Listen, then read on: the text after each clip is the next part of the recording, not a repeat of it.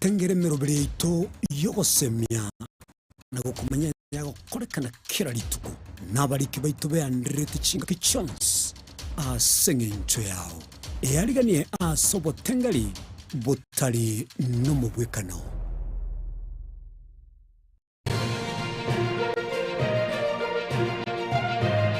Eye ni Ensoko TV oboroso bumugusi.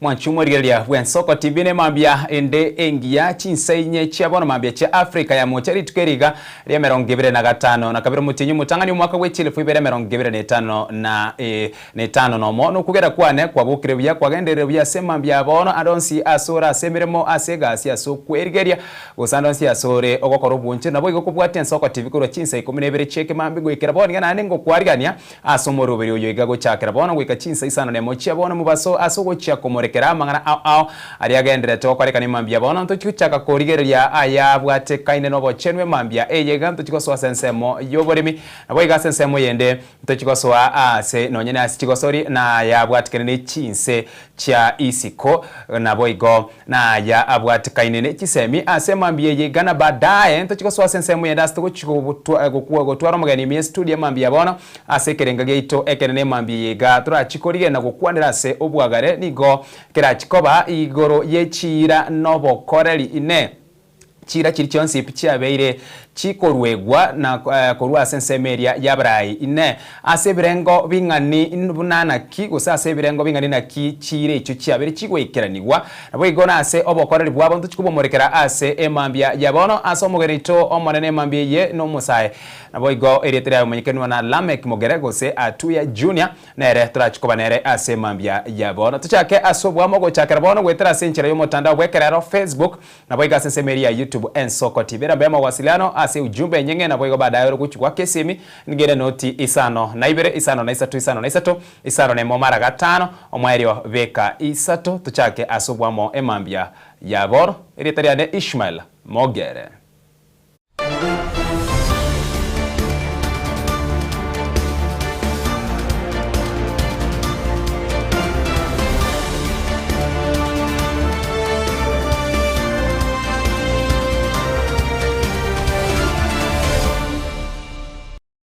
Somo chakale mambia bono nigo to chakurwa sensemo yobo chenu abu asomo waziri bwo chenu adendwale nigo aire chinga kichaya kweresera asubwagaru bwa matebore oegati ya SHA amono morobiro Digital Health Agency DHA duale digaresira buna chinseme chuibere nigo chiko kora emirimo amona kubwaterana eri kurwa bokoreri ase guchia sobo chenu ase DHA bwate umurobiro gose bwate umurobiro bwekerero uyogo konya kurwa bokoreri wetera enchira yekerero erikwene kibuna obwasi oku obwene nabo gokeania obokurumikurwa sensemo erie kwena na amariogo goika ase enchira tinya gitari chikuru obokoreria bwabo guchia sabarwire emambia yega buna muwaziri uyo adendwale akwerera ase obwagari.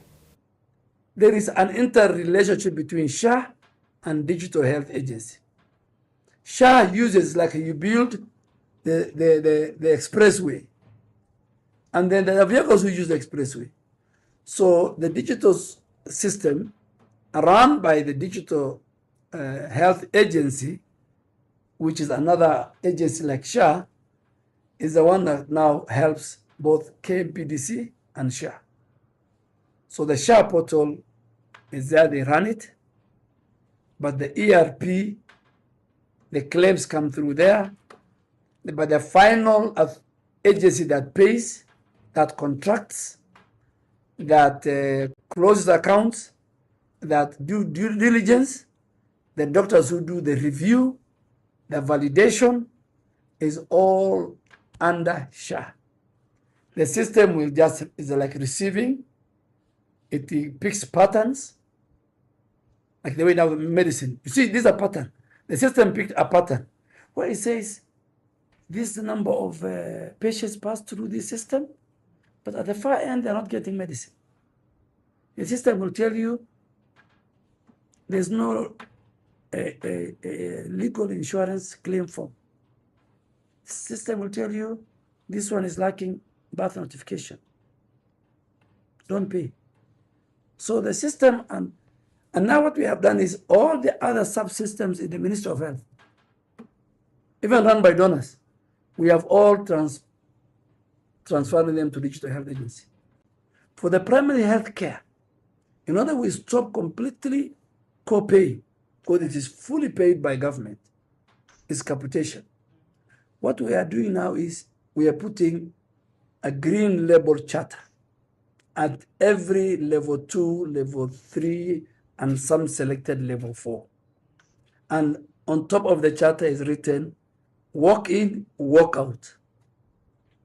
And you must give the items which are free: laboratory, diagnostic, seeing the doctor, vaccination, immunization, HIV, all these, up to medicine.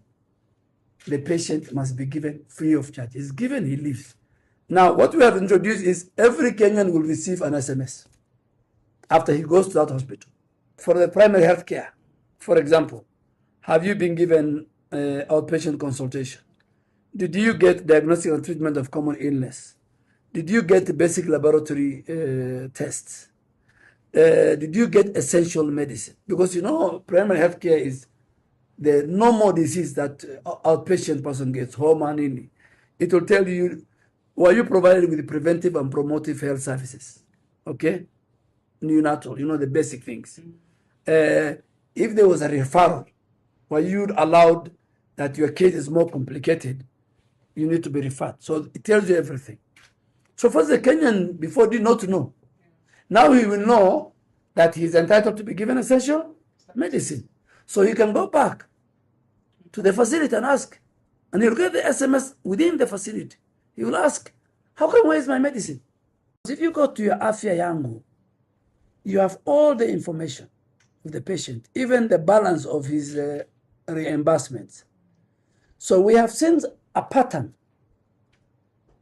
The Digital Health Agency has picked a pattern where patients go through the hospital, they go to the lab, they go to, they see the doctor, everything's done, but they don't get drugs. We saw that in Kakamega, where 52,000 patients went through the county referral hospital. And we were with the Governor Baraza. And out of the 52, we saw only 9,000 got medicine. We came to Bomet last week, and the governor was there. We had close to about 34,000 patients who went through the hospitals, the public hospitals. And only 4,600 got medicine.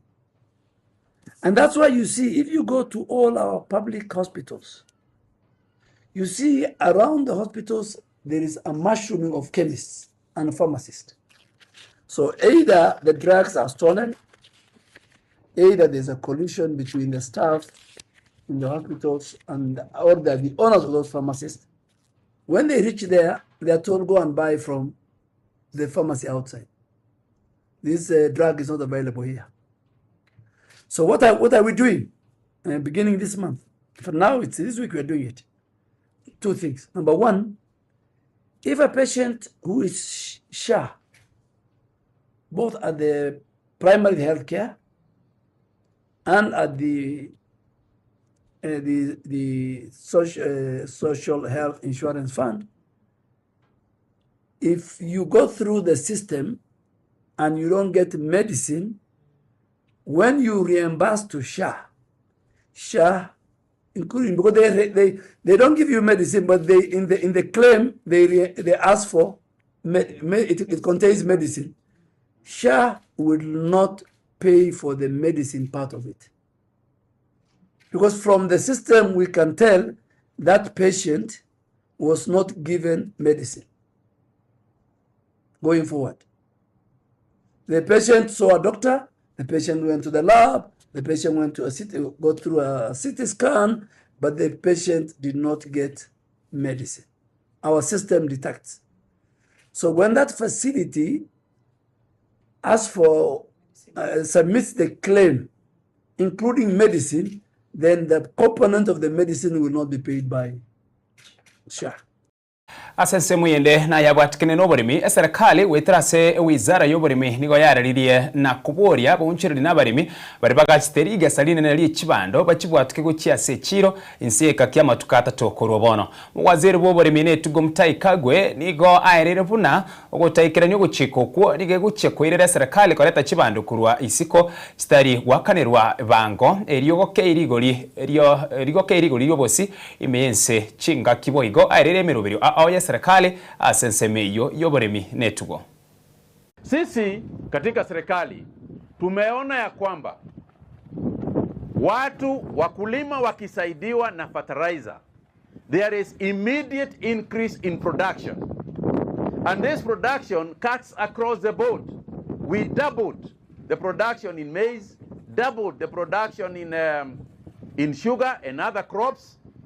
Ndio sababu tuweze kuwa na chakula ya kutosha sisi wenyewe katika Kenya.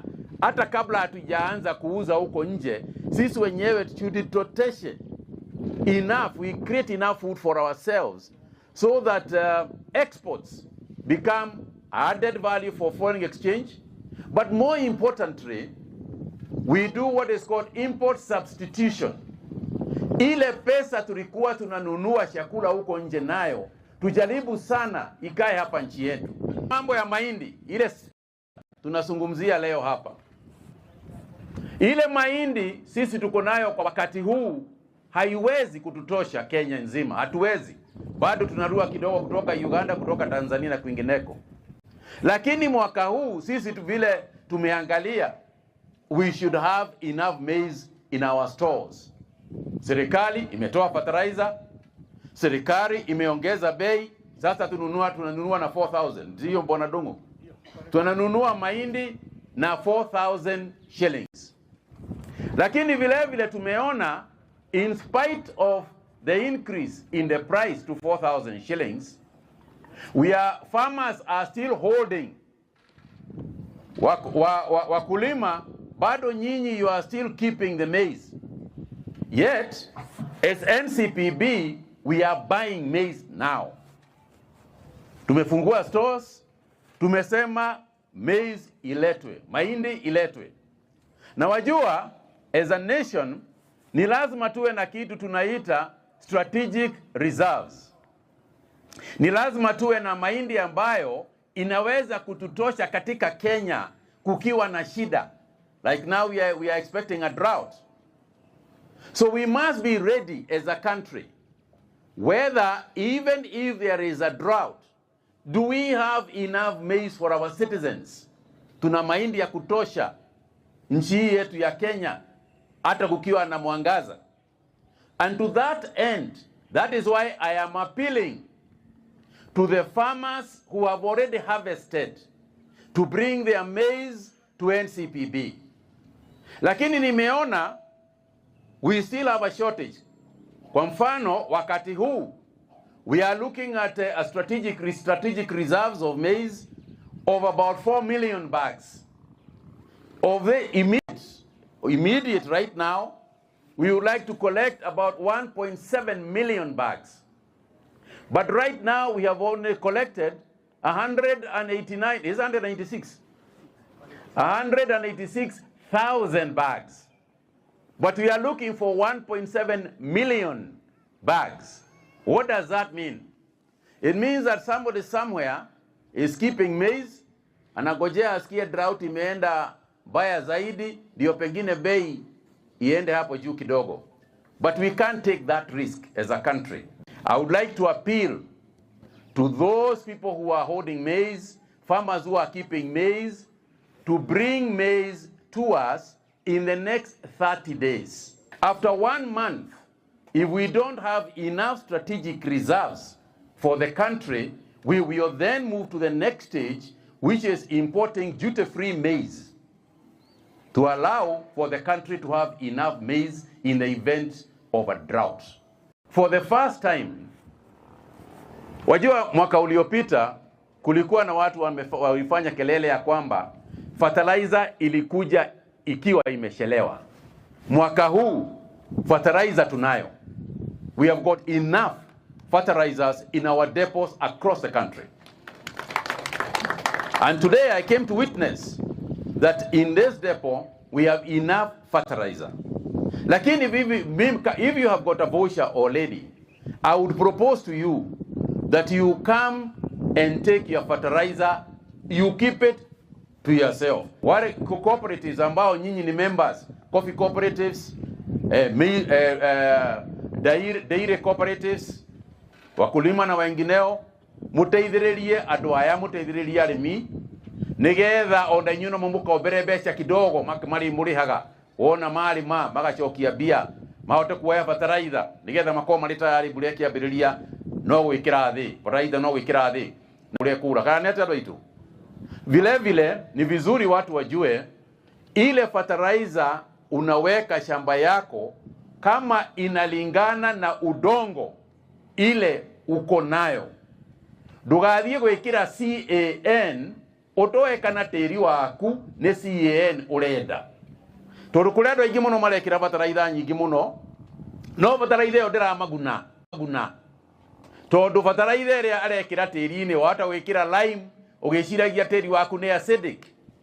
Na nikio I am appealing to county governments, particularly the CECs for agriculture and the extension officers ambao wako area, mufanye kazi na kalo. We finish the soil mapping. The ministry is carrying out a soil mapping exercise. Ndio tujue na ukamilifu what sort of soil do you have, and therefore what sort of fertilizer do you need. Unatumia fertilizer kulingana na nini? Kulingana na neighbors wanatumia hiyo, ama kulingana na vile we have been advised by experts. So our experts, extension officers, get to know very, very clearly and scientifically what our farmers need before we give them the fertilizer that we are giving them. We must give appropriate fertilizers for the appropriate soils and for the appropriate crops. That is how we will increase production. Asense muyende omurai bwense Dr. William Samuel Ruto nigairwe roboti rwekisegi chegenka no kabiro mokonyi bw'umuriki ebina omonene Nancy Baraza imyenyomba y'oburai bwense igasomo kyo Nairobi. Ase oboringoria bwakoretwe kurwase county emerongera na isano na ibere kurwase binyoro kiskuru naboigo nabakonyekere kurwase kisegi ekyo chegenka. Gwetera asa roboti oru ni gobono baborire omurai bwense kubeka roboti oru koba obokongu obokongu ubwenerete kurigererirwa ase obwangomono gutibana kunde gwensi gutaiyo. Note key proposals in the report, including the call to treat GBV, including femicide, as a national crisis, requiring urgent and coordinated action. Recommendations for strengthened prevention, investigation, and prosecution, including specialized capacity within our law enforcement agencies. Proposals for legislative and policy reforms, including improved legal definitions, survivor protection, and accountability mechanisms. And the emphasis on coordinated financing, data systems, survivor-centered services, and national awareness and behavioral change. These recommendations speak to the need for institutional coordination, adequate resourcing, and a whole of government and a whole of society response. I wish to assure the nation that all recommendations will be carefully considered and subjected to due process in accordance with our Constitution and the law. The report will be reviewed through the appropriate government mechanisms, including the Cabinet, relevant ministries, departments, and agencies to determine policy, legislative, and administrative action. Where legislative reforms are proposed, they will be processed through the established constitutional and parliamentary procedures. Even as we consider this report, I wish to reiterate the government of Kenya's will and will continue to support and take decisive action to end the scourge of GBV in all its forms. Immediate violence against any Kenyan is unacceptable. Violence rooted in gender, power, or inequality is a betrayal of our Constitution, our values, and humanity. Protecting life, dignity, and safety is not optional. It is a core duty of a state. That said, however, ending gender violence is not the work of government alone. Parents and families and communities must nurture respect and non-violence from every home. Religious institutions must uphold the sanctity of life and dignity. Community leaders and elders must reject harmful practices and silence around abuse. We must all, as we have been implored here, reject violence around abuse. We've had men get beaten, but because they do not want to look weak, they cannot report. And then women are beaten on the other side, and because it is culture, they do not want to report. Otherwise, they make the men look like they are not doing the right thing in accordance to society's norms. So we end up with violence and a lot of silence around it. But allow me to thank the chairperson of the Working Committee, Dr. Nancy Barasa, and all members of the task force for their thorough and far-reaching work. I commend you for engaging Kenyans across the 47 counties, listening to survivors, listening to experts, communities, and institutions, and for confronting this painful national challenge with courage and depth. Listening to the recommendations that you have made, I am persuaded that you have identified the critical areas that if we address, we should be able to move the needle on this challenge. This report is more than a technical document. It is a reflection of voices, fears, and hopes of Kenyan people, especially survivors of gender-based violence. I have received and taken note of the contents of this report and its wide-ranging findings and recommendations on gender-based violence and femicide. The report lays bare the scale, complexity, and evolving nature of GBV in our country, affecting women, men, girls, and boys, with women and girls bearing a disproportionate burden. The findings on femicide, domestic violence, harmful cultural practices, and technology-facilitated abuse are deeply troubling and demand collective national reflection. Security agencies must act firmly, professionally, and without fear or favor. Citizens must speak out, report abuse, and stand with survivors. Every Kenyan has a role to play in ensuring that GBV is prevented, reported, and punished. And therefore, I am very happy with the work that this committee has done, this task force has done. I commend you for, I went through the report, and I am persuaded beyond any doubt that you did apply your minds and effort appropriately. And as a means of ensuring that we pay you back, we will make sure that this report is implemented.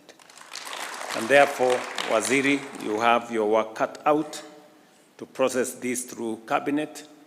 And if we need the services, the support, the input of any one of the members here, please allow us to reach out to you so that together we can see this report implemented. Let this report mark not an end, but a turning point from silence to action, from impunity to accountability, and from fear to safety. Together, as a nation, we must ensure that no Kenyan lives in fear because Gotigara bwase oroboti oruo nigo oroboti oruo rwekisegi chegenka nigo rugukwanira igoro y'abana inche obabere bagwetera makongo y'isegi chegenka n'echinchere serikali erache ko bakonya eri kwenekia na nkonyora bare obwene bwabo kuritikirimo gochia aserinde tiango turarigere na riaya agukwanirwa ase oroboti oruo. 1 year ago, through Gazette Notice number 109 of January 10th, 2025, you tasked this technical working group with a solemn mandate to look into the face of a national crisis that has shaken the conscience of our republic.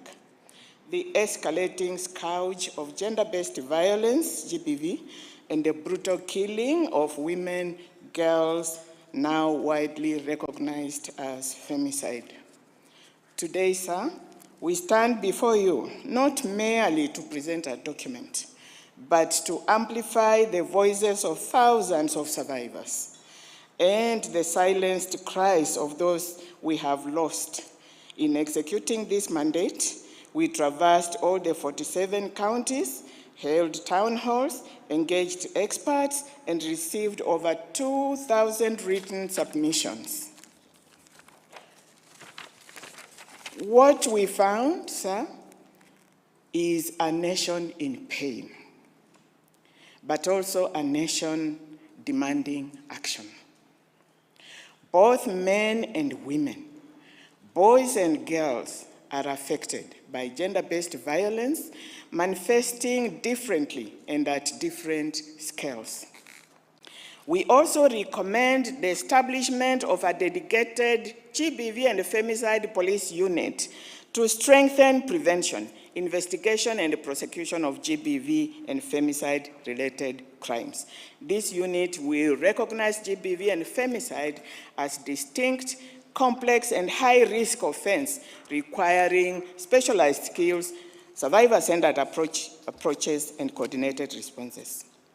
We also recommend, Your Excellency, that you launch a nationwide campaign, and you, Your Excellency, as the champion of that campaign, on what constitutes GBV and femicide, urging for behavioral change through engagement of men and women and boys and community to challenge patriarchal and cultural norms, as well as promote gender equality, human rights, and the respect of all genders as part of our cultural evolution.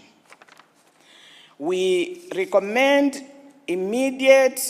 that Your Excellency orders immediate installation of CCTV services, cameras in premises, and we have in mind the A, B, and Bs, because we found this is where most of the femicides are taking place. There is no accountability, there are no records. And so, Your Excellency, we pray that you look at that proposal. Now, we are also recommending the formation, the establishment of a multi-sectoral committee headed by somebody we are calling a chief coordinator who understands the philosophy and the ethos of this report, and the same to be located within the presidency. And its work shall be to undertake and oversee a cohesive and coordinated implementation of the recommendations of this report. We can't afford to lose it. It will also operationalize the GBV and femicide response fund. It will also undertake fundraising activities towards the fund. I believe, Your Excellency, that this team, the great team of 43 members of us that you appointed, has great potential. They have shown dedication, they have shown skill, they have shown understanding of the scourge of GBV, including femicide. Your Excellency, we identified critical gaps that fuel impunity. We found siloed and uncoordinated efforts, both by government and non-governmental organizations, towards combating GBV, including femicide. This has resulted in lack of focus in activities and accountability of resources from both government and development partners. We found insufficient resource allocation targeting combating of GBV, including femicide, at both national and county levels. And this hinders survivors' access to legal, medical, and psychosocial support. Institutions of justice, Your Excellency, such as the judiciary, the police, the DCI, the ODPP, etc., remain too underfunded to effectively respond to GBV and femicide violations. We found that currently our laws treat targeted killing of women merely as murder. There is no distinct offense of femicide in our laws, in the Penal Code. Yet femicide is not just a killing. It is a killing of a woman because she's a woman, often rooted in intimate partner violence, misogyny, and control, harmful cultural practices, systemic gender inequality. And therefore, treating it as an ordinary murder case erases the motive and the structural violence behind it, and prevents us from tracking the true scale of the problem and applying sentences that match the gravity of that hate crime.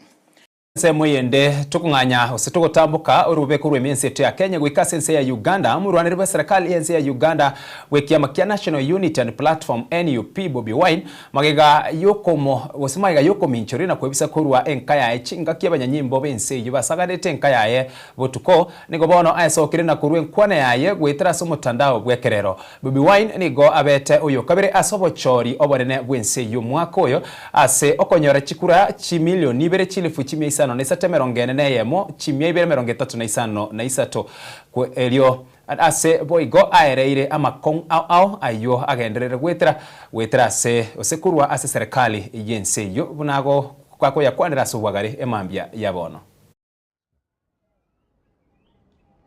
Fellow Ugandans and friends of Uganda all over the world, my name is Chagulanyi Sentamo Robert, also known as Bobi Wine, and today is the 24th of January 2026.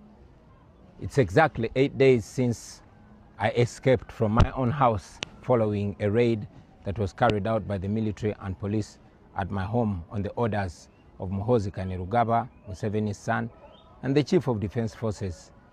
We had gotten earlier intelligence from our friends within the army that he had issued orders to his men to come and harm me. So when we saw them jumping over our fence on the night of 16th January, I somehow escaped from my home and left. That night, they didn't enter into our house. They stopped in the compound. 3 days ago, they once again jumped into our fence, hurled profanities to my wife, and threatened to break into my house. That was the second time. Now, last night was the third time for them to raid us.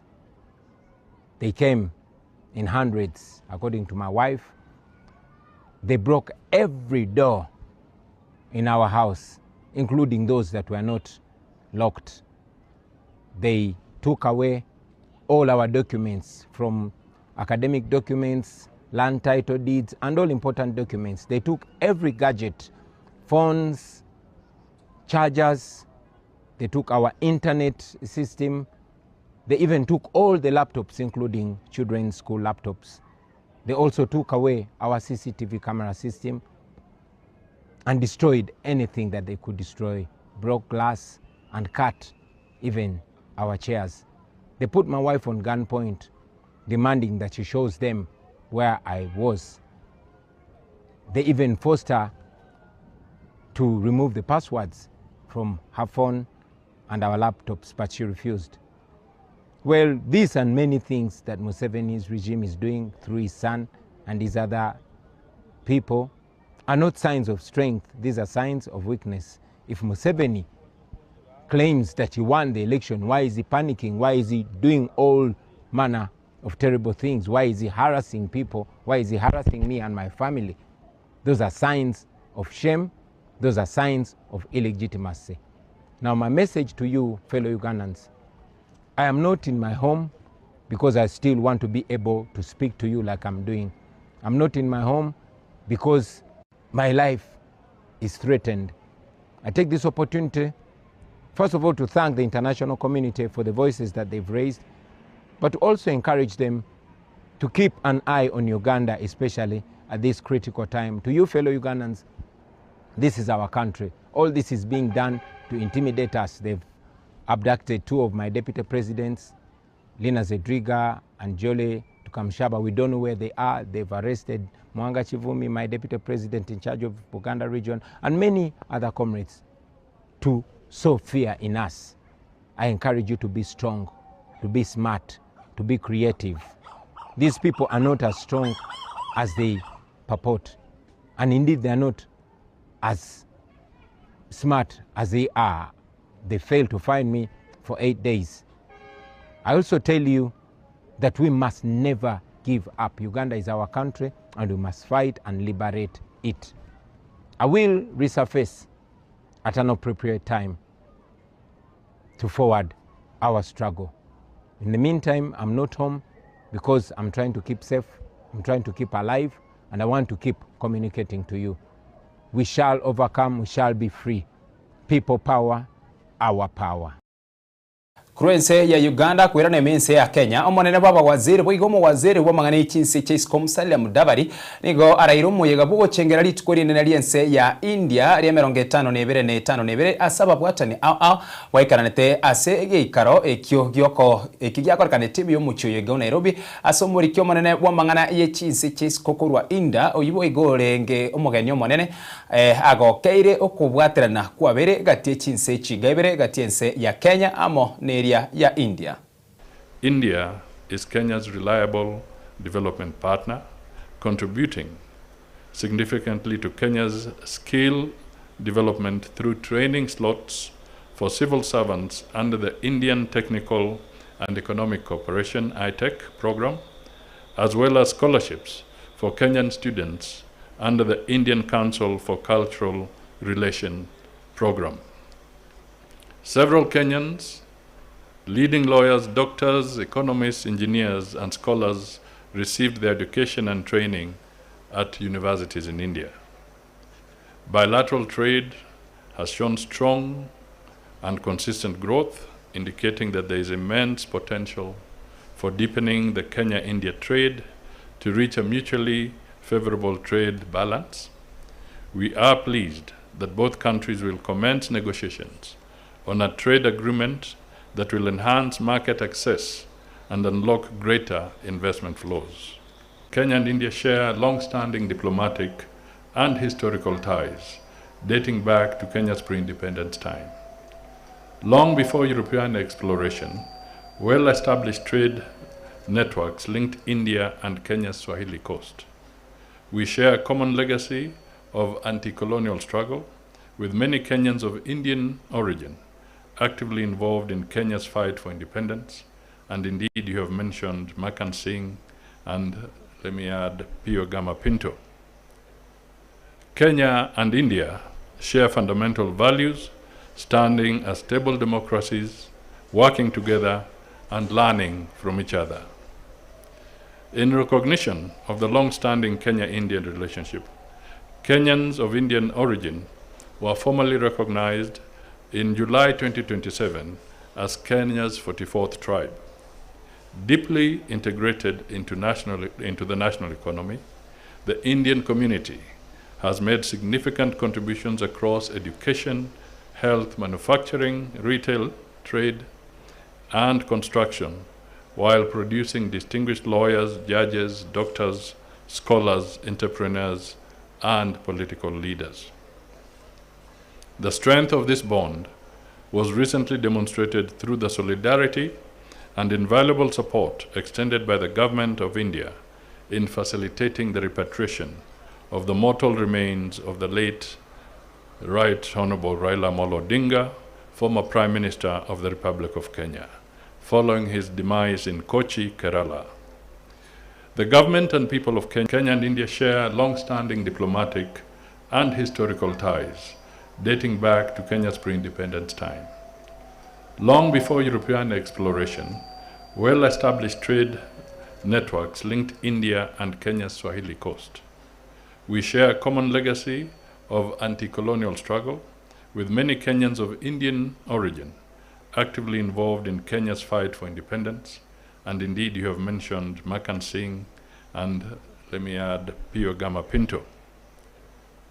Kenya and India share fundamental values, standing as stable democracies, working together and learning from each other.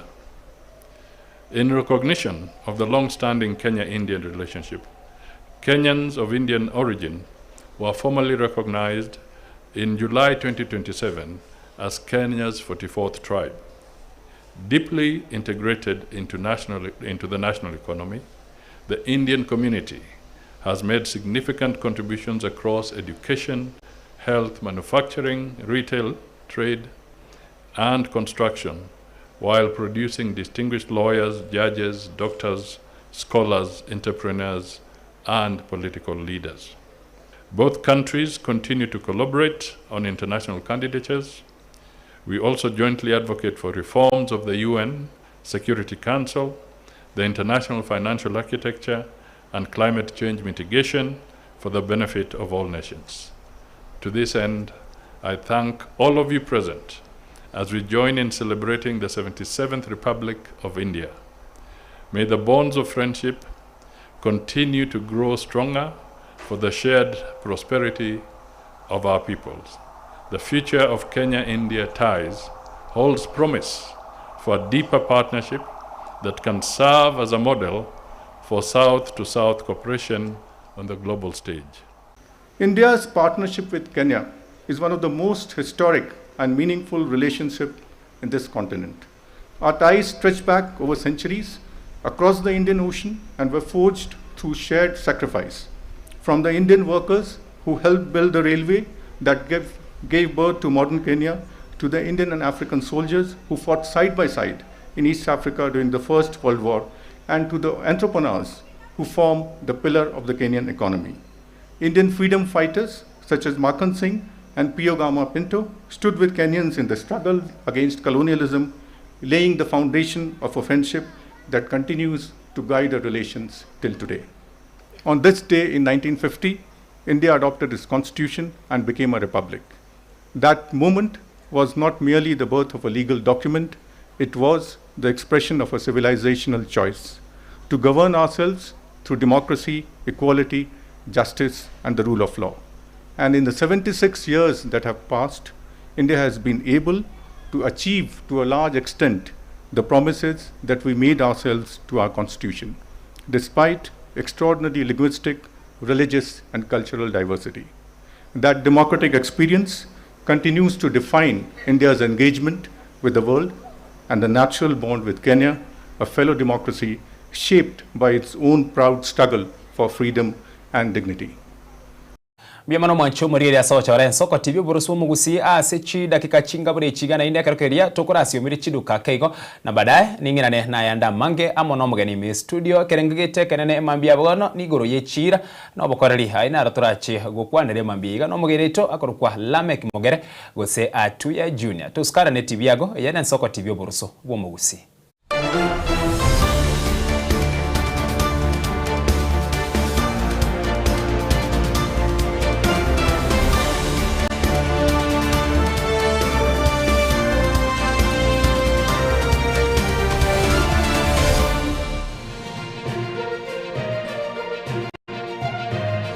Eye Ensoko TV oboroso bumugusi.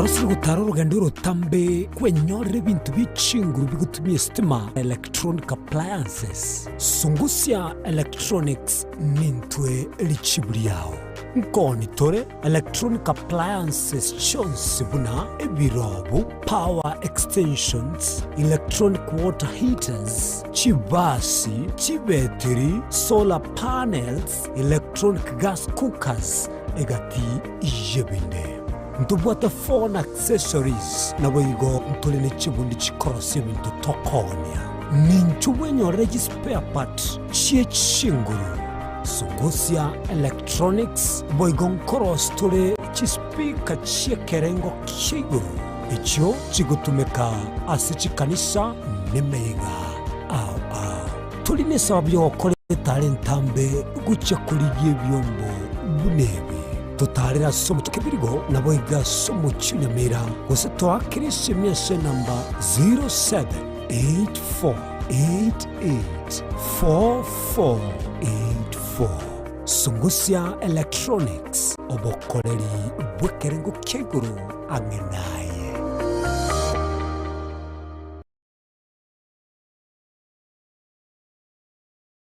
ubugima n'urugendo rubwatamange amaya n'amabe umusakito Linet Nyambane niga ngaririye imena isiko yagusi nagusanga nabayaeteire nabakuyaetera nchekera na ibole twe unango tebiwa ndabona ibole tukinde buya ngakina kinde buya ekera na chiwe ke miaka sta ngachaka ndifero po uira samagoro wani kamanya gutokanga na twali roga ona wacha gitego aya nime yo muroberyo bumwenori kirali tukule Jumatano chinsaiber chabutuko imeya Ensoko TV oboroso bumugusi kera kama tingatara naiketaoni ya nyamira na rena shauri sangwe ngaro moijana motu bataya mabwari Murigari bwa Ensoko TV oyo no muroberio bwo kongoria mareko na inje mwana mboka Edwin Yang'au turabe tukumira na kira litukurie iki guchakira chinsa 10 chamogoroba wikenseyemo ya butuko kugwakorire mirimo yawo yerituko kwabokire orosete uikaransitero ya ubuyanda tasekerugo orambulete merondo kunyagusibero ngori nari ase screen ne chingero chikoleto na mwanambuka Edwin Yang'au ano to konyora chingero chionsi echiegita na chobenga kwanu bukano echiembegetere ndo gesongengo to amereria bakaliya omoto yakabwatwa bakaliya omoto yakabwatwa amatukemero ngena gaika kabwatwa abanda bange bakure because wesibole mochiko komoita what a right yokubaboli nganki bakonelyo bulemo paka abandi bakoliga n'emyoro no ikire nyumba umuntu nsechindo ndoko koro konya okorire pita bwati gende bweita amakweli yo gwichanya chisege okwego kyo konge buno bolebi no kutumia malyogo yo gutindia barenge ya kenywe kya chinko machintindi kubwatekane mebasokano y'ekibara wetrasi chipigipigi ogotama na kubura kuro chinka chiabo asemya kemenge bandigireza abana bagwakagenda bakabona itana goza bakabana bakababanta abana amuno butakobwere negative korwa bigendere tukubwaterania abasai bari bakonya marimo ase chinsemo ao imeyorogomo wagusi gakoni litanga chibese chi ali chiere elia kabere na chena endarurenga nali gusukia keiga osebese nenkonye kwanyora naende oniri elia kabere wone kera oniri obulimo lero muna marima keire kwanyora obulimo bwakolireki waelire ne kera obulimo bwaelire bogimba bono mboye sali umuntu ogenda nebisima lende tokunyete oyigore gesima osoyima ine ningi kusikiagarire bikoro bunebi kogenderera kuiremeri umurike ito bobo nengia Daniel Omwaga nega iriremeri gotukuria asobweme na gwasyo kinganeye teneni buri abantu bari grounding aki ine obule moboiga buwata mangana dons kugaraiga na bagota binga yayo biga buwate bina abantu barwanire mu kiyoga abantu bayitanire tomo chago sonche getesini kia ukia bene Ensoko TV ime yomurobelyo bomugondo bwamakweli bwerere maiso marore no bwichanire bikorwa ebi Ensoko TV uburuso bumugusi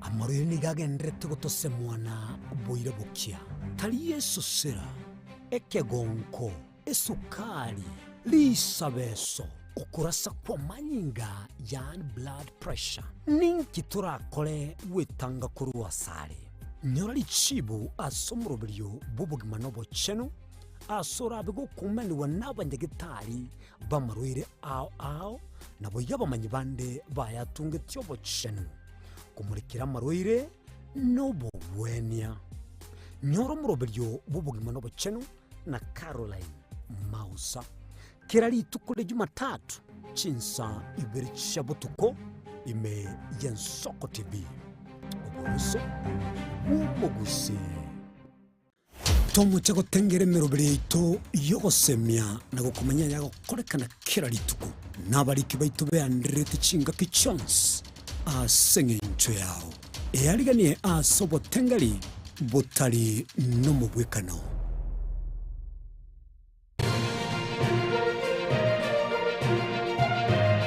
Eye Ensoko TV uburuso bumugusi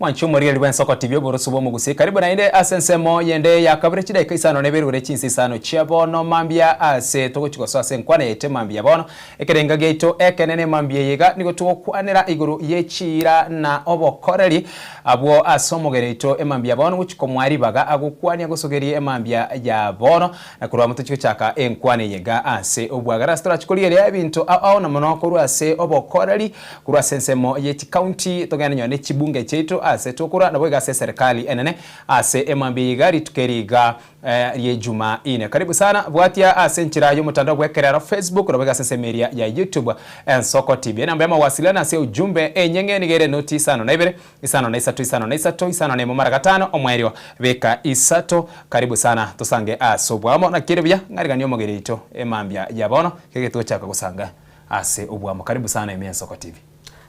Asante sana Ishpaz. Tangani monotegeleli wageri ntebe na pole kwa kuchelewa. Na I'm very happy to be here. Indigeretie kotwara very good discussion. Tunyale kukuwa na manganao au ayara gere osukia ense yetu ya Kenya naenda nene mono gusi yetu as a region. Iko tigantebe na asanti se amarieta na ende tigantebe na Lamek Mogere kwa hizi streets za siasa wananiita tu ya junior and I'm happy to be with Mogere in studio for the first time.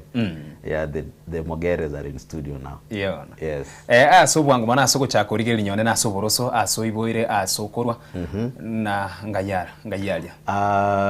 Atuya junior nje noyo ngorwe ase county ya Nyamira constituency ya North Mugirango ward ya Kerenyo a village ya Nyanderema village nditangire bageli kukonya abantu bane ba Nyamira Kerenyo na Nyanderema bali bonsi batotegererete.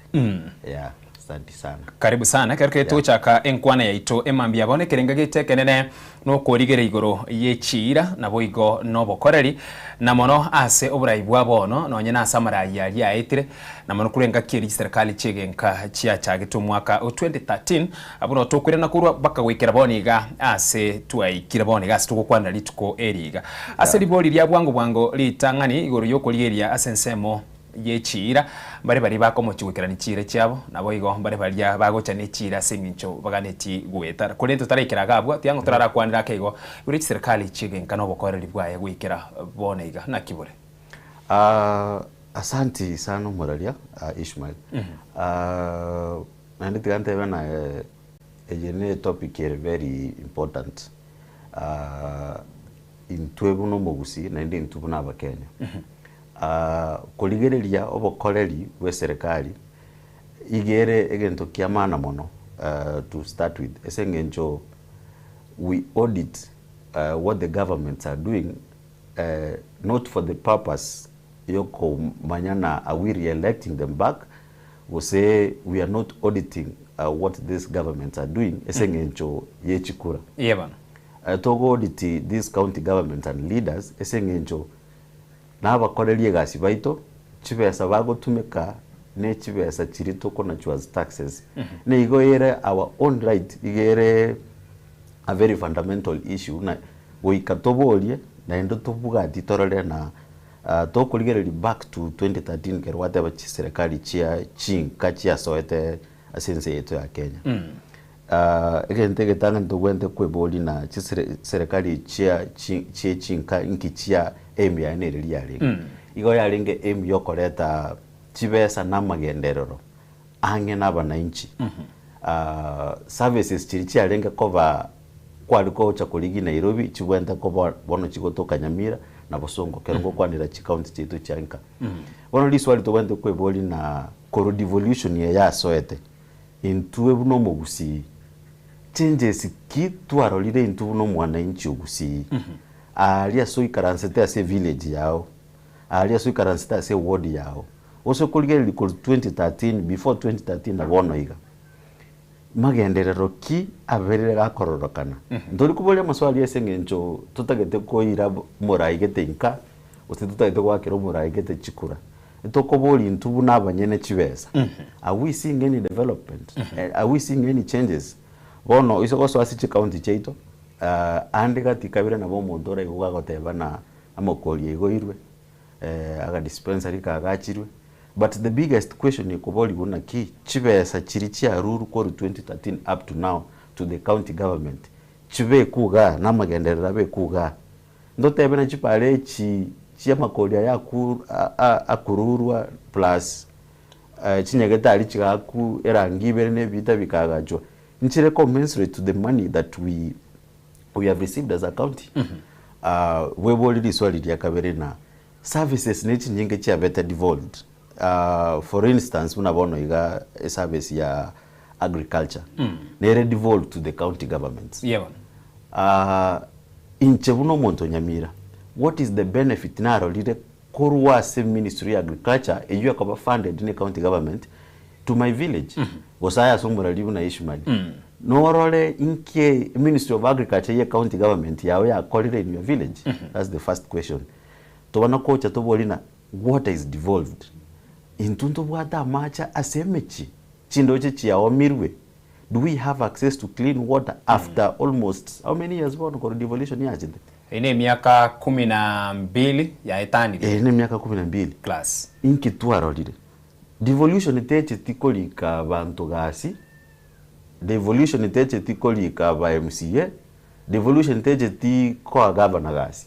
Devolution igechete kokonye intu na bananchi miaka 13 miaka 13 dotobante ko tuara bono iga amache ale emechigweta onyetali emechigweta chindo chirosiri agricultural officers aba agriculture maite kusieto maite nambali bako weta bacho cheki chombe yebona ose bacha karole chai kali tu abwata kwanza chitipu gaba chombe chiara kwenda iga chiagume ikichikosoka kuchumina magaye chagume. We should have a very ndobwente bono buna gusiye migondo nekete chimi ministry go say ministry agriculture yere devolved inki ya advisory yo mogusiye how do we maximize the small land yele tobwate for maximum profitability.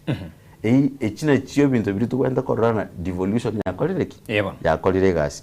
But wese koligereli devolution ige konyeta bana siasa mo na bake bali kira se county umaite wese koligereli gusiye ngima bantu bali kire county out of the population ya gusiye ngima abantu bali bakonyegete directly at the county bali barikire mbago ika even 2 or 3% of the population yomogusi but onye ndi devolution go kolegasi bunebwenerete health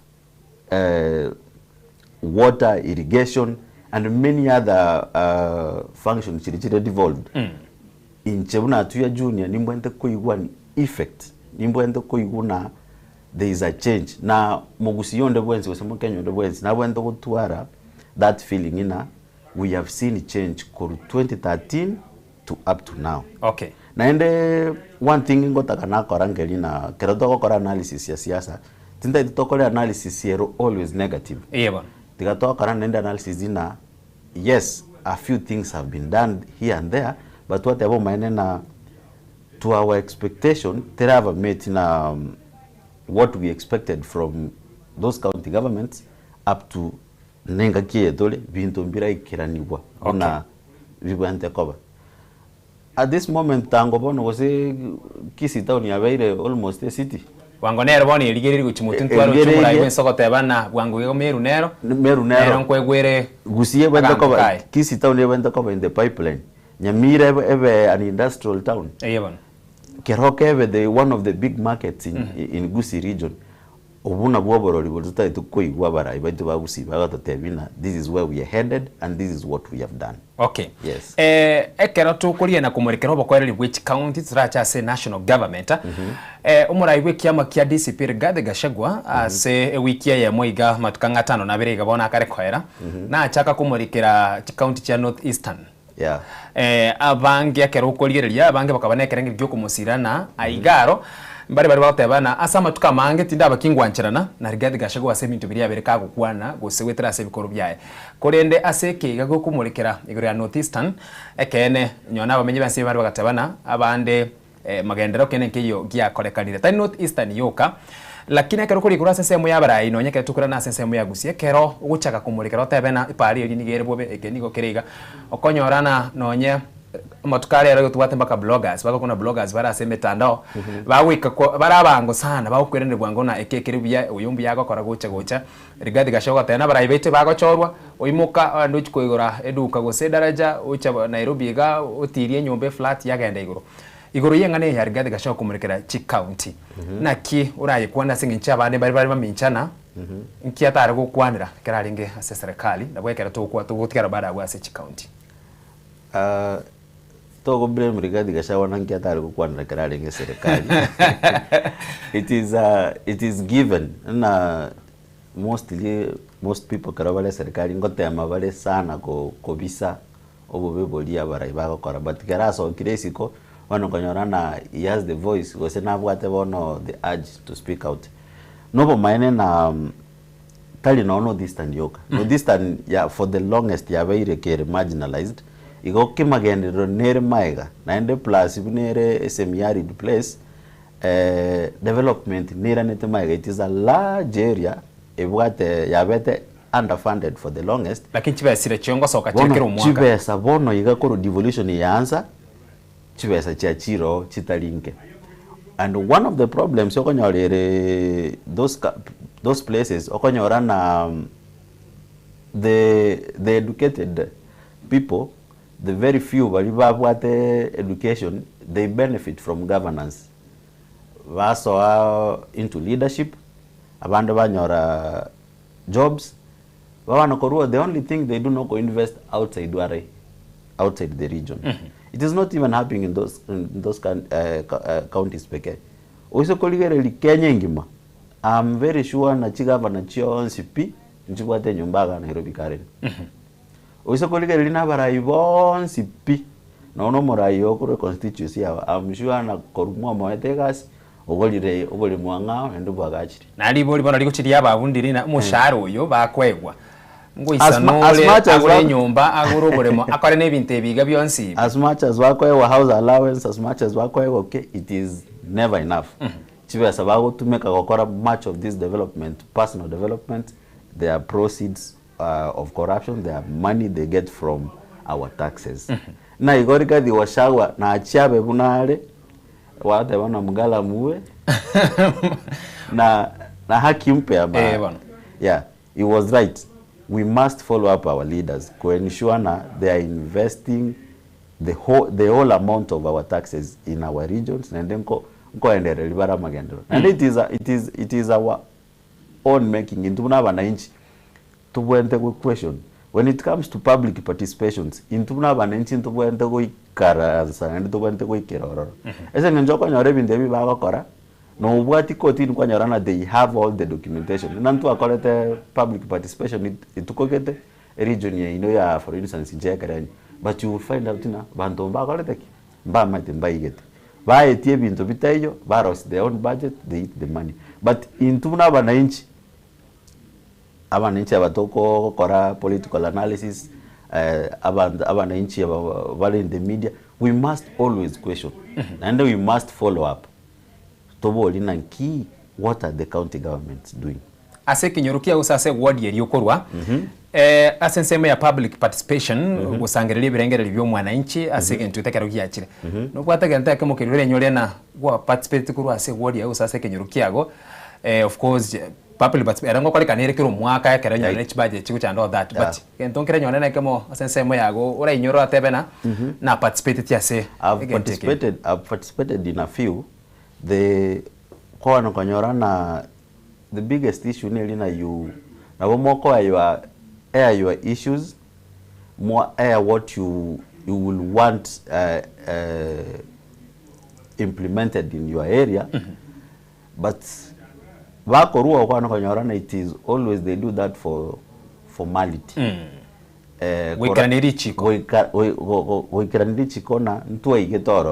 we got the ideas. However, it's implemented because of whatever finances. Yeah, that is what they do. But we had opinions. Yeah, that's what happens. Yeah. Ekero tukwira na bono ntubwate byombe getega tubwate kiombe kia EACC tubwate kiombe kia DCI tubwate NCIC kero labda kwa kwatikira mangana aliako mochikorani ga osegeta kisegi tubwate nyone judiciary karatigana bunge nene na we karatigana mangana executive EACC DCI NCIC na judiciary obokore kwa kero tokoborigereria buno bokurumia kero keri obokurumi bwa karekanira se county tura na se county ya Nyamira se okorwa ngakene kwa regure na besa nera okorana na asenali yabo keri guguchi chimoinoga mwaiguna ekina nkobe kukere go se chinkumanchiro ramangana but ekero tukori obokore webinte webyombe bigaba Kenya batabana ebinegati yebyombe biri obokore bwabo mbari bagusira burubya lakini asense moyende nabubwagalire ebikoro bingabone ebiga bigocha byakorekana because nyone no uchunguzi mugochi mwaganyana uyu nakwane teke usomuntu ikibese gete ikisirete lakini mwachi kwanya EACC yakorobotuki paka rero igakwanyora na kene nkeo kianya gokorekana igoro yobokoreri webyombe bigi EACC DCI NCIC none na sekero mangana judiciary. What happens Ishmael in Jenaya as the Mogeres rero to muchani toimukie kamera yetu anero. I'll tell you for free na DCI toko ligigu ntoko ira 48 hours utarabu hatu na ende our case will be finished within a few months and to aveke rwechera simply because we are the small fish. What happens and what's happening in this country Kelina, who do you know and what is your political affiliation and onye watokire na charges cha corruption, it is about who can you call, how much can you bribe kwa wano kwa nyoro kwa kesi kia kolideki kia elide. In this country very few and tima tiko se mtobale kesi bike noni komibiri national leaders ko se county government leaders were very prosecuted by EACC. Mostly toko reko to make for political purposes. Onye Ishmael batagete go frustrate politically. That's the time bago tomera EACC bago tomera DCI everything they come up with the evidence bago kigo through the media, but the moment Ishmael bono go pick your phone or a case me to somebody omote bono moigwanena we have agreed okora siasa in a certain way then mambia yo kobokonyo wale mangana alia tukuteirwale kesi yako inaenda ikipungua. Obo maene bolina our institutions intire controlled na politics. That is one of the major major shortcoming when it comes to fighting corruption. Na bako nyorana the EACC has that mandate. This year has that mandate. But yaika to a limit, now politics comes in. Where now you hear political goodwill Teyo or prosecutes some cases. Now, in 2 years common manage, we see EACC as a political tool. We see EACC and DCI that they can only prosecute me and you out there. But the who's, they will never ever be prosecuted. Yes. We have a very big fight there. We have there are institutions in the constitution, all the mandate on paper. But one phone call from a hill or one phone call from somewhere, a case can drop. Ntobo examples, many governors, and there's substantial evidence here. Ya chire no Senate, kwa nkonyorana. Na onye Senate yenyewe na we governor go ka Senate. Ogora a few senators from the other side. I saw a case of a governor in the convention. Oiki Senate kwa nkonyorana a senator ya the adjacent county. Na rowane komo defend heavily before the committee in Senate. Esengencho the previous night before. It is a shame. Lakini rende bono na verego. EACC and those they are meant for us in Tuvalia Vake as a society. They will prosecute us. Engana nera iga gwikira boni yake roko yerigereria bari bako yesira bari mamincha nero igoro yokonye mashirika ya serikali na ekero kurigereria asebwangu ekero kuriye chakira semeri ya Safaricom share chibirengo bya 15% chiganirie koenanwa gwecha senseberi ya Vodacom noro chindindi nyoro unagendera tenese igi ywa gotebana inkiye kogera echire yeta kuigurwa uchia sechinse chinde ebe open yani teba limited libe kuri bitangona nguche binse to ya Kenya yoka so that kero chibida kero montago cheiga na bogo chakonyorana na arukorwa ebe competition ina semo ya Safaricom Kalonzo Musyoka kwende nerega ya Kenya Pipeline Company nere ngani ria berga goteba na we aiga se Kenya Pipeline Company nero batete koni up to around 65% shares yake rokolireria ntu abate KCC kagenda se kigambiro murobero yo karara tenena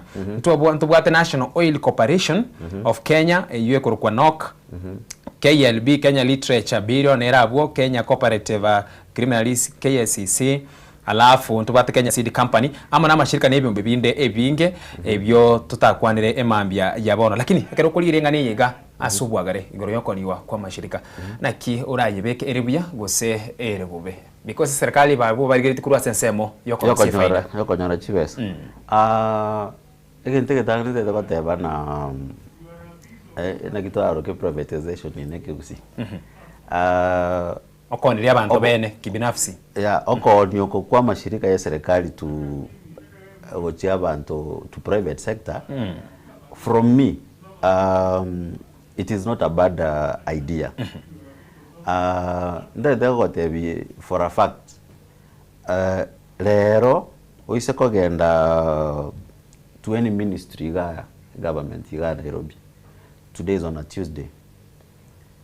Civil servants ebabegete chigotie keroga magaga. I've worked in those in some of the ministries na lekora internship and whatever. There is no professionalism in government. A whole ministry okonyorana abantu baikaranse the only thing they do no go change chibicha Facebook. I was working as an IT intern. Konyorana a very experienced individual aukorangelina njenjeli profile picture na Facebook. Oikaranse the whole day. So there is laxity in government. That is a fact. Some organizations oise koligerelia a private sector. I will give you a very good example. Oise koligerelia eshirika ya government ya media. I'm not sure if I'm supposed to mention the name. oye compare na the private sector okonyorana eye government has all the funding, has all the resources, but ye iranete maega esengencho once you there employed maybe until 60 timbo antigo kora bidii ende mono. So privatization yarongolete professionalism, that is a fact. Bono asengencho mete emirimo yo mwana to gocha kore yo mwenye to kora gosoli to gocha kore ta gosoli. Oise kuligere limu na Kenya pipeline onye bakoye privatize bakoye ira ebe ya kibinafsi. I'm sure professionalism era mente na profitability itaongezeka. An example ya Bakuru ya Safaricom when they sold the shares moja account 40% Kibaki, once yere more private, it is making more profit. Esengencho koya chira amakoko ya bantu, they are using their own investment in them, so they will ensure it's making profit. Once it's in government, they have taxes. They will keep on bankrolling it. It is not supposed to be profitable. So, we make a private and we see more jobs, we get more resources to the country, I have no issue. This one is radio katobwata nina obo kerokwa niri KPC. Who are the people who are getting it? Are we getting the right prices? Ingo nango wakoro ku company X. Kwa iguna ni staff abantu ba East Africa bayegolete. The problem is a country itoko nyorana ninche na Ishmael to bwate company korokuwa Mogere Limited registered Uganda to go 15%. Okay. Kwa nyorana they used to call it state capture. Now the biggest issue to bwate gaiga, it is for me it is the right idea. Lakini nchirego ikiraniwa ntobwate wasiwasi na Wakenya na ndio ntobwata maswali ayuna key who is behind all these things. But the idea for me I will say it is good to have them private because people will put their own money there na once kere private umonto aba isiko kaiga batwale ebidi yoko make sure they are profitable. Okay. Yeah. Biamano mwanchu murialia asoko endera kubwati ayegonsi emambia ya bono asaboro niko tukorasio mirichiduka kego tukwirana tugendera kwanira ayande amange tuskara ne TV yago.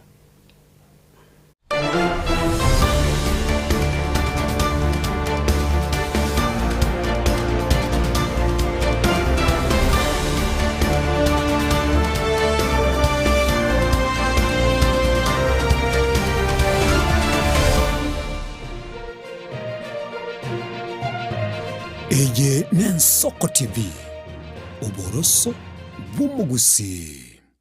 Je, una ndoto kufanya kazi ughaibuni? Mwakala wa ALM tutakuwezesha kutimiza ndoto yako. Tunatoa ajira katika nyanja mbalimbali kwenye mataifa ya Qatar, Milki za Kiarabu, Saudia, Bahrain, bara Europa, miongoni mwa mengine.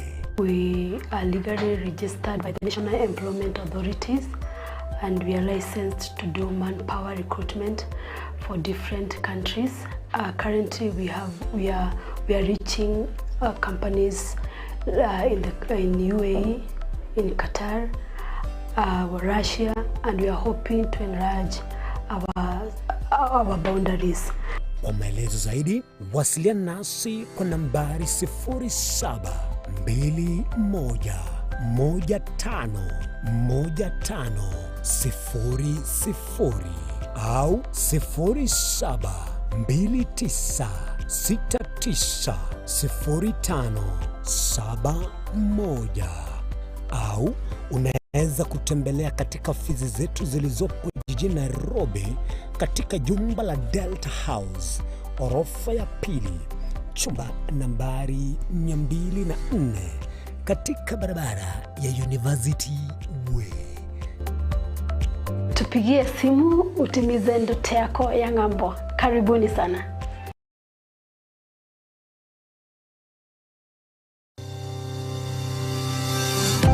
Ine nuganete betri uratumia segari yao ebetri uguchachirimo ugakweba ebetiri olegene chinga kichonsi ebenga kieliberera gosenga kiyobokendu tawe chanika Autobat Kenya Limited no tulegigiga aseng'enchao nigo tokorosia na koni chibetiri uratumia chinga kichonsi chibetiri uratumie asegari enke ebasi no nyaneli kurukuru.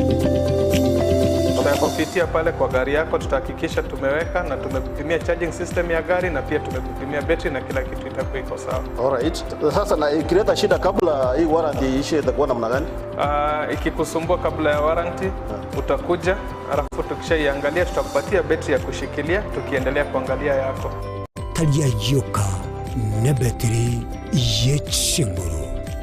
Battery ya Autobat ni battery ambayo ni spill proof. Kumaanisha hiyo battery haimwagi acid ile ambayo iko ndani. Hiyo battery imetengenezwa na calcium.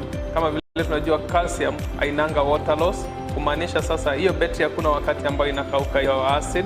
Asamange twakirisimi namba 0739697855. Kwa wale watu wa kuja mstatiwa, wachana na battery kama hizi. Tumia Autobat. Battery ni Autobat.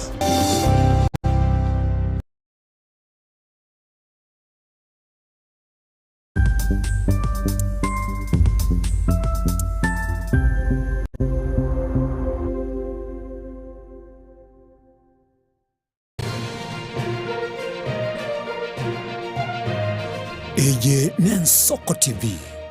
Uboroso y'ubuguzi.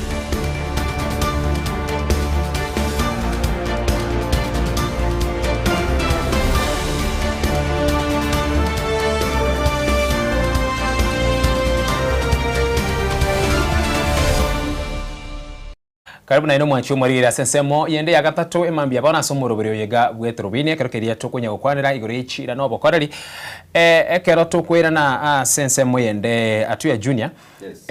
Igoro nkwaro chumura ibwense Dr. William Samuel Ruto ine ngane rugo chikorara cha kore ni liboli elio igoro mbabu atege ikaro kyoburayi bwekiama kya UDA nyone zira cha koligereria because bari koli nyone manifest ya bene na kurutwere to burayi bune kiama ki UDA wikira bono iga bari koli ruya manifest eri bachitenera wikira bono iga ninkinaki bayikiranire kuri tutara ichaka gukwanira gabwo asesa bali eyo naruche Peter Salasio gotebana State House nigiganire kwegwa maskani yae enyomba yo burayi elia nige ko represent yo Kenya kiujumla alina mahali yo Kenya tuganire ko ira bikaro binde byonsi gusama ngana bwonsi abwate ubwamate na mangana kibinafsi akamuchwa mamincha nekeri yakora kantena kimura iwe Ensoko ira egikaro igiye kiamasio enyomba yo burayi bwese nakiora kwandengane.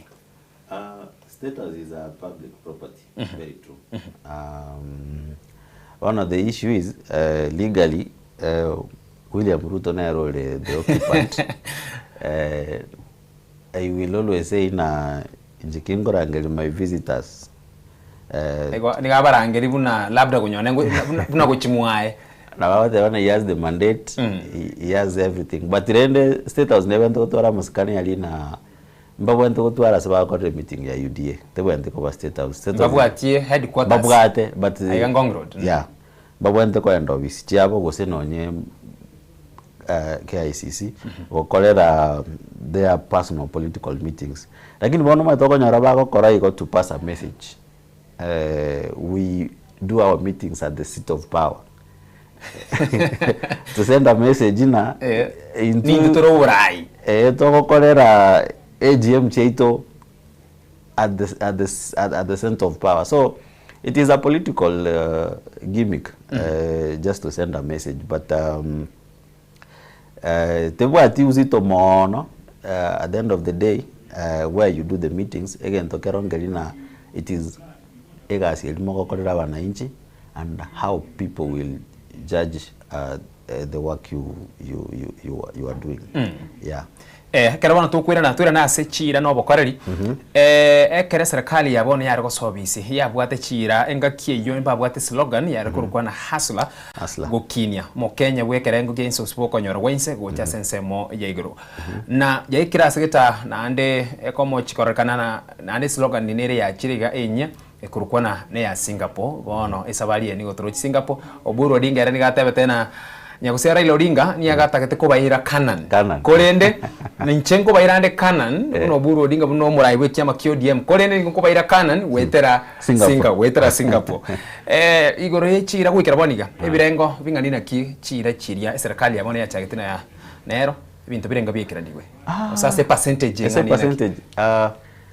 I was trying to koligereria chira chiri serikali ya UDA ya Ruth, and didn't be ashamed. I used to be part of the team to sell the Hustler agenda.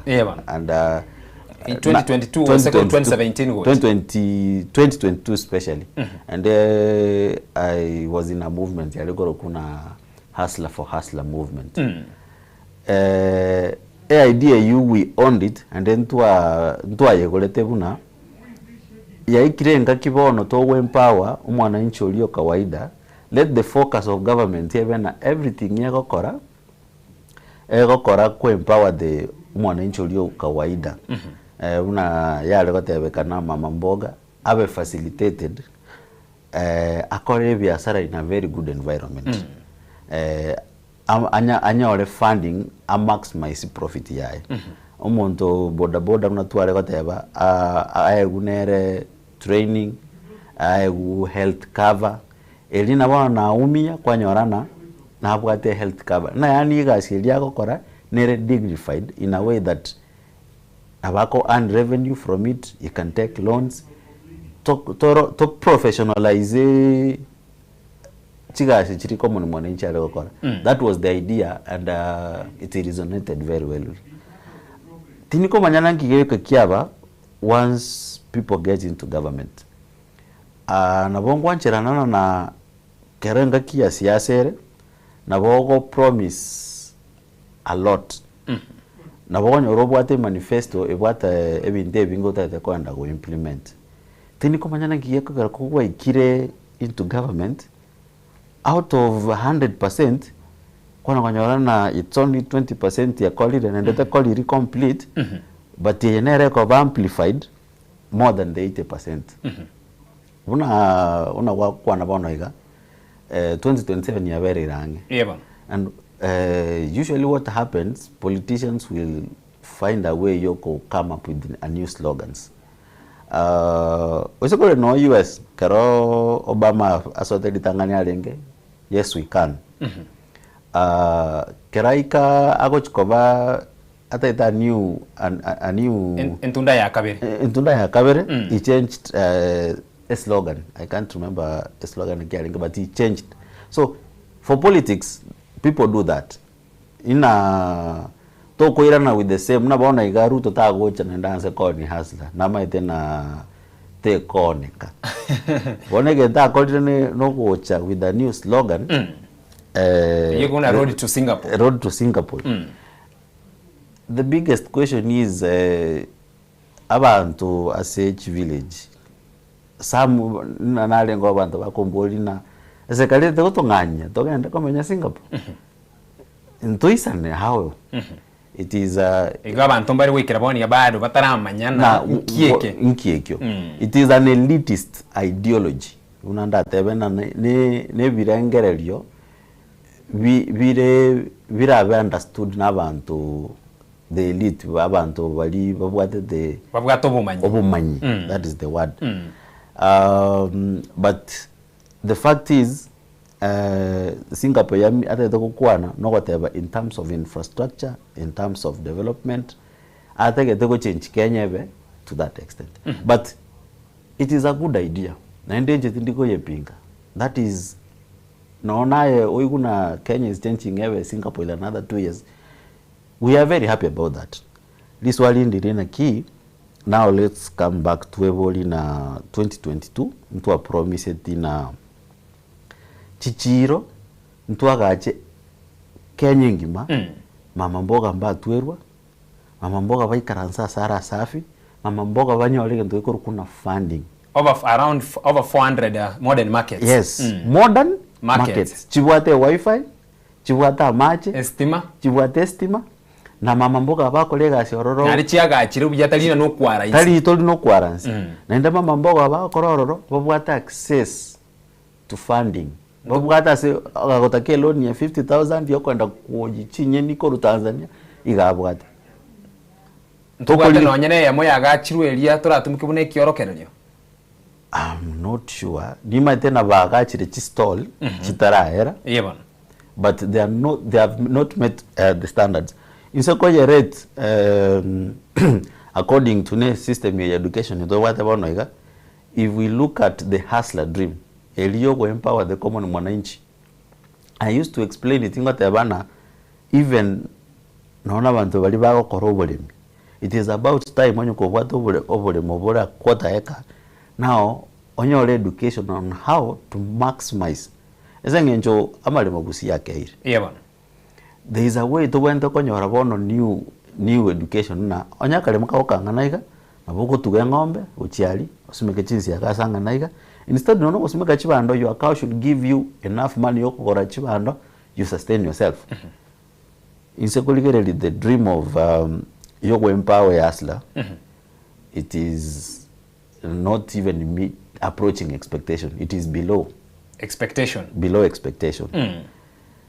Ingiche another asensemo yobo chenu as I speak bonoiga nimbwate umurwairo ole nyagetari in Eldoret leroiga yes as I speak since Sunday referral Moi hospital taranyora attendance koru Sunday mpaka lero kerong oyo okokwana to the doctors bakotebina the system is upside down.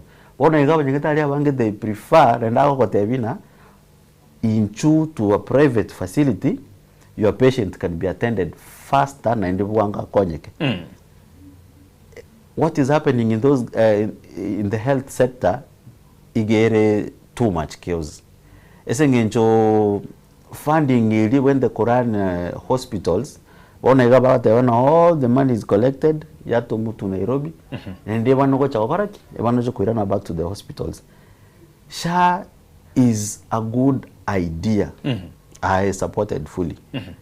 It's a couple implemented buneli kira sebitabu inchenaye ingo tu meranse gaiga I walk into any hospital I get treated but bono iga patients ebakora rambaka chi corridor in Moi referral hospital because the hospital are underfunded, beds are not enough. Na health igere a very basic igere something kere very how do I call it usigaki ere basic ere very fundamental the way ndiko chiesero nento kienge nchomo again if we have to give it a rating in terms of ideology li wago to sell it is a good idea and that even meeting expectation but in terms of implementation in terms of na walk into any hospital you get treated it is not even approaching expectation. Libolira igali nendiri na tolire libinte byansi pya beno bocheno ebeno bwagachwe chipara chi airport ne chisemi oboremi obwoyo borobungo obwoyo ngonya gocha ebinte byonsi pikorenga ne chiwizara na chechu na chibaganiro togera sensemo ya macho borindi weime korenga ne slogan ne manifesto iri ntangani buna yaringe whatever na enyare kane tubwati korengana ne bitabu usibuna yarigetwe binte no biwekirana libolira igandiriga nkigia chenjeti usenkiye chenjeti because bado kwanye ndege tabu kelia alia sekuari getogane ri kori fabu na ri skeleton burungena aigena ateyote number 1 kike kanire ko baigana nki etari kubwaterwa nkige chenjeti the main reason bakoru the main government ekoru bagoteba na funding ateba na baso to BC and there were empty coffers. Yeah, but nabokonyorana they were empty coffers, but the lifestyle leaders and how they are overspending, there are questions. They are empty to deliver development, but they are near enough to fuel cars and choppers. They are near enough. chia barai chia magendero nchiyo lakini chio gutarira nchiro chio gutarira na kuria chiro chinchiro I will accept ina Kenya, the government, the time almost William Ruto said to visit there were amadeni na lengoro. I will accept that. But what to be 100% entirely na budget ya Kenya has gone to debt repayment in a way that they have no money to implement even 30 to 40% ya manifesto yabo. Inche mno mwananchi wa kawaida. Oro inche ni inche bana ni umomanyi. I will not accept. Nkona tutole taxes every day. Na bachibate bana there is not enough money. We are seeing that government is overspending. There is corruption in government. There is enough money, at least out of 50% ye manifesto, whatever, out of 100% manifesto, you only tuakwanira. By now, this is the 4th year or the 3rd? This is the 4th year. 3rd, you want a 4th? Kala toro chiko kolera uchiao. Ntobwende korora at least 40%. My to isoko deliver 40% of your manifesto by now. Na bokorana there is an intent yoko korera wananchi gasi. But bona iga you fail to explain to Kenyans. Ogos nyoko kwana go explain ina nke serikali ya Kenya gokora. Gote bali nango agache bale epara, gote bali ngo agache bale airport, gote bali ba implement some of the things. Even to one as we speak today, there are promises. No nyekara to kubiriria ase sabari yego chia Singapore kekeria nkomanyi wachideka ni chitigarite iberega eliye tukorane. Mura winsa gotebana isabari yego ikirana 5 trillion. Ine rebensa tuganitie na kero kuliro konyara gwetekero kwira na ase bitabu oligeria kuru system yo gusangerira wiki ombekirigia KRA nigo yanye kugenda nyona above 3 trillion ekugenda yatigera 2.2 2.3 2.4 igona liba mochi gochyo kuna 2.4 igona liba no batemete now muraiwe nsawo tebana so mwako oyo pesa 5 trillion nega ni gotoka lakini gukera na sema yene batebana pesa teiyo bono aiga no bono libolire na game kie yagenderete ga mucheso kio yagenderete okay go fund a budget yoka ya 4 irako 5 trillion ya yero na kio cha kutoka from usetora tuike na ndo mwako onde na inde from information earlier on elina 5 trillion yeji it is a kind of long term plan babu atena they need to raise 5 trillion not omwako yoboka na kiba zero that fund infrastructure fund they are trying to raise funds for a longer period kurwaralia one of them nere you wako ni our assets okay ngo ni bare some of our assets 200 billion KPC I don't know was it thing you the actual amount they are not even raising 1 trillion direct 1 trillion how they will raise the rest 4 trillion I'm not sure but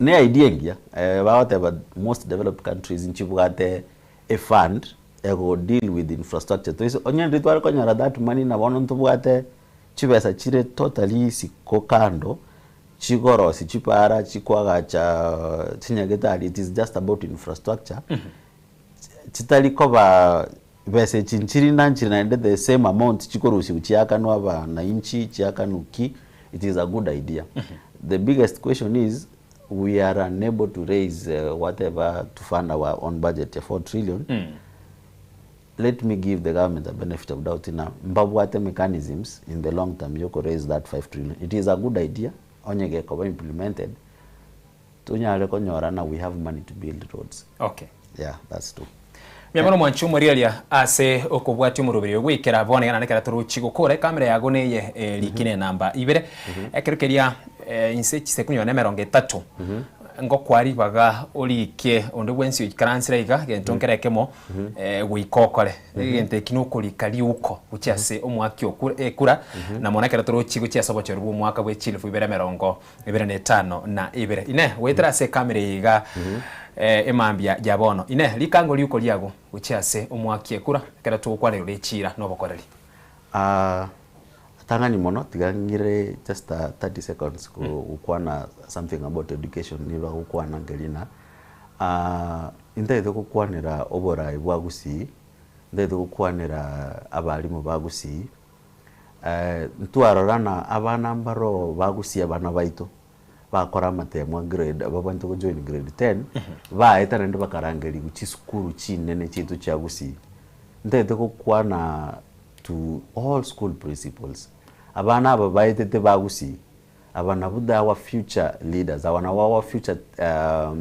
experts ko Gusii ndo basa ko tiga basirene school fees ya bolire bagoso nyambale osekisi school go senya bururu tunyore na tuasiriri those talents aso wancha kwaino as leaders ba Gusii as school heads irali bageri irabana bwe sukuru and let find ways abana ubasome ndo basa kutukuta wa own talent ko Gusii that is a calling I want to make to the leaders na abalimu ba Gusii. Okay.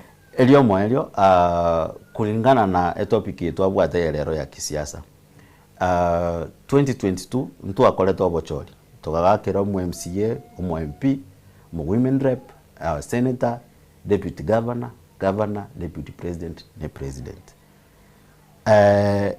topic yetu abwata lero ni twali kuligereri na obokoreri bwabo bayikiraniri before odere boli esengenjo siasa ya national government ngotwalere interest and ngotwalere obwansugete ndada ebwe boli na ki omu MCA wa agrete kura out of promises chiri arwete ntire nga korire nande nda tuinyole na ba promise tie birogo ne mayama tango oretire bo bagachira chichiro oretira mache ebina bye bintu birakonyo mwana inchi okay amangana aliande amasini ni tigatokei yego ika 2027 let's vote in leaders tigatwakira abara ichikura balio babwate vision tali bali babwate chibesa chinyingi okay and that is my call yamano mwancho murire gwikira buno tugwikira omwaerio ase eria rero gwikeria nkyo chinsa inye gwika chinsa isano ne muchemo baso imiyo murubiri gwetorobine tumirane chinsa 10 asa maya ase nchera yo gwengere teriane Ishmael Mogere.